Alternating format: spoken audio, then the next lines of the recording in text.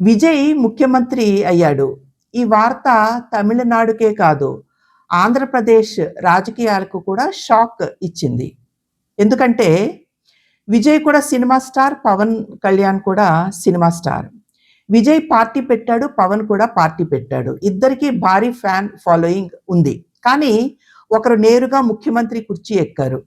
మరొకరు ఇంకా ఉప ముఖ్యమంత్రిగానే ఉన్నారు. అందుకే ఇప్పుడు చాలా మంది ఒక ప్రశ్న అడుగుతున్నారు.